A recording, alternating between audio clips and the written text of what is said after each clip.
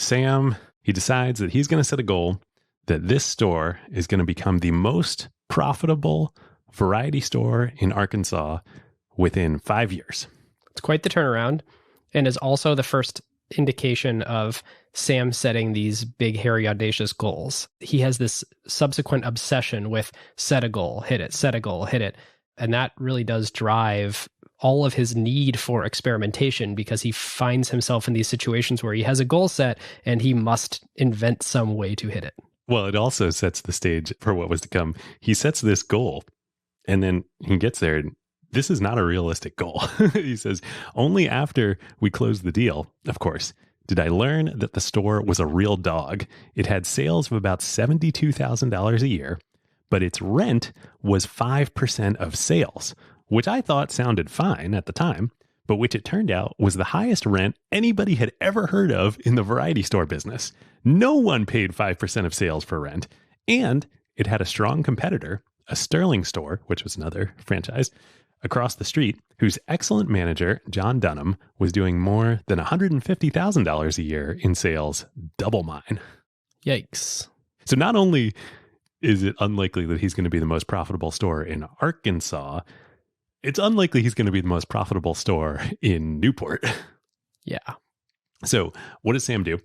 He goes right across the street into Dunham's store, and he starts trying to figure out why Dunham is twice as successful as he is. Yeah, and this is a thing that, speaking of the first time Sam does something that he then does forever, he becomes notorious for going into competitor stores, bringing in a little notebook, later bringing in a little tape recorder, and just seeing what he can get away with, interviewing clerks, interviewing associates at these stores.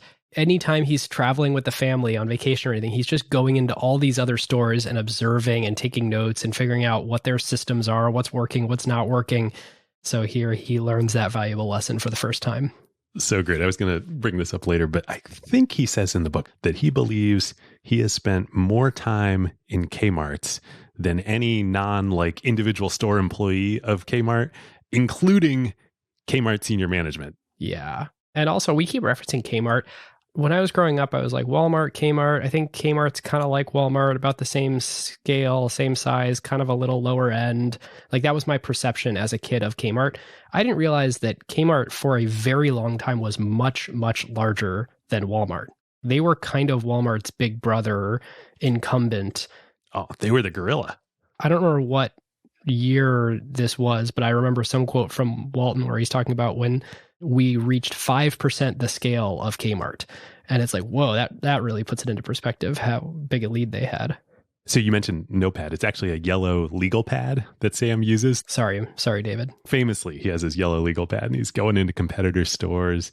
He starts diving in dumpsters, trying to get sales receipts and inventory orders and stuff, figure out how these stores are operating.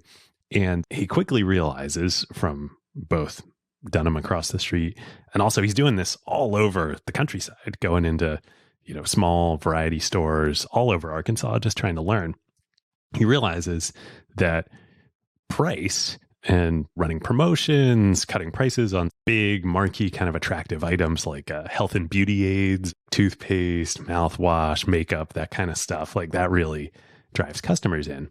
So he's like, okay, he starts doing that. He has some success, but there's a problem, right? We talked about Butler Brothers is the franchise, or they're controlling all the inventory. Sam as the merchant is just getting whatever they send to him at whatever cost they prescribe. And Butler Brothers, they're doing great. They get about a 25% markup on all the inventory, and they don't even do anything. It's almost like they set up the whole system just to keep these prices high out in the countryside, and they just get a 25% skim off the top. Yep. So what does Sam do? He starts figuring out who the manufacturers are of some of these goods. And for manufacturers that are also located there kind of in the South and the Midwest, he starts driving around and knocking on their doors and asking if they'll do side deals with him and just clandestinely sell him some of the merchandise that he otherwise would be ordering from Butler Brothers and that they would be selling to Butler Brothers. They just give, him a deal directly on that.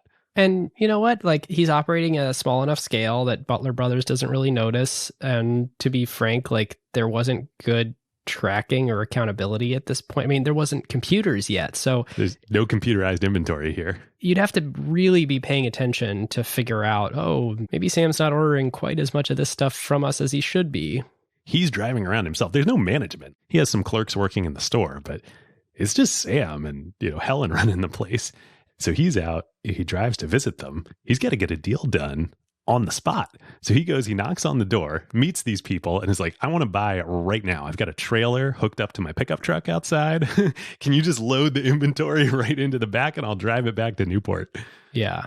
So he says, I bring them the inventory, I bring it back, price it low, and just blow that stuff out of the store. Which this is an invention. Like this is a brand new concept that we kind of take for granted now, but is totally a Sam Walton invention to meet his own needs, which is create something that is astonishingly low price to get people in the store. Take no margin on it. Make it a loss leader. Who cares? But get people in the door, spending time in your store, and they look at other stuff. And this would become a cornerstone of Walmart forever after this, and for every other retailer. Even a pricing of SaaS products now, where you look at it and it's like, oh, I'm on the free plan. Right.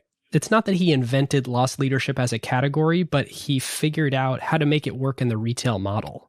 Yes, he figured out how to really merchandise, operationalize. Dunham's across the street was running promotions, right? But Dunham wasn't thinking about, oh, well, maybe I could sell even lower if I go haul my pickup truck out to these manufacturers and get goods at a lower price. Right. And of course, once you're hauling your pickup truck to go meet the vendors directly, it's not that far of a cry to say, well, what don't I have in the store that I'm getting from Butler Brothers? Like what could be interesting? You start getting good at doing these direct deals and sourcing your own inventory and figuring out how to merchandise products that you personally believe will sell. And this is really where he started to hone that skill, craft, and sixth sense for deeply knowing the American consumer, or let's say consumers in this area, in his communities, and having a real spidey sense of what would make them go crazy and have really product market fit in people's homes. Price, selection, convenience, right? That's the holy trinity of retail, but nobody really knew this yet.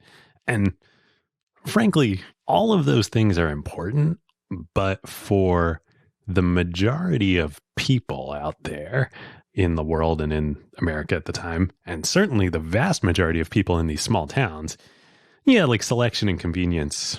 Life was inconvenient, period. So like you were going to go through some inconvenience to get things.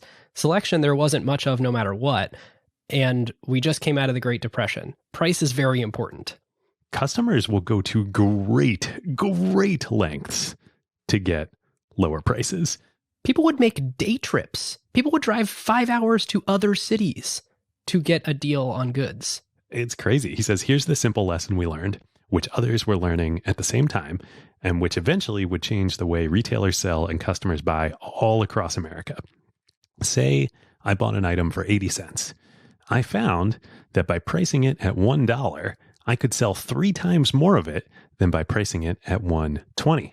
I might make only half the profit per item, but because I was selling 3 times as many, the overall profit was much greater. Simple enough, but this is really the essence of discounting. By cutting your price, you can boost your sales to a point where you can earn far more at the cheaper retail price than you would have by selling the item at a higher price. And always low prices, always. Walmart. There it is. So we're not quite at Walmart yet, though. Did you know their slogan for a long time was always the lowest price, always? But then there was like a FTC lawsuit against them where they changed to always low prices because it was like false advertising that they didn't always have the lowest price. Once they got to a certain scale at Walmart and it was bigger, I think the original company-wide slogan was always low prices, always. And then at some point they changed it, I think in the 70s, to always the lowest price. Like, we're going to push it even farther. And they got away with it for like 5 or 6 years. And the government had a little something to say about that. Yeah. So all this sounds, like Sam says there, it sounds simple, right? But like people didn't know this stuff yet. Like retailing had not professionalized. We're not that far removed from Rockefeller, like the general store, like post World War II. This is all new. So this is incredible. He actually hits his goal.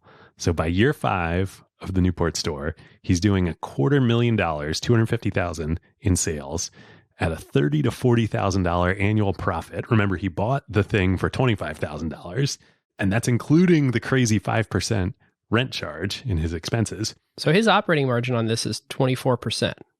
He's making very, very real profits on this little store that he's got. If he had a better rent deal, it could be like 28%. But at those numbers, it is the most profitable store in Arkansas and the biggest store by sales, not just in Arkansas, but like the whole Midwest and South region. So like he has found a winning formula here. Who got the truth? Is it you? Is it you? Is it you? Sit me down, say it straight. Another story on the way. Who got the truth? Who got the truth now?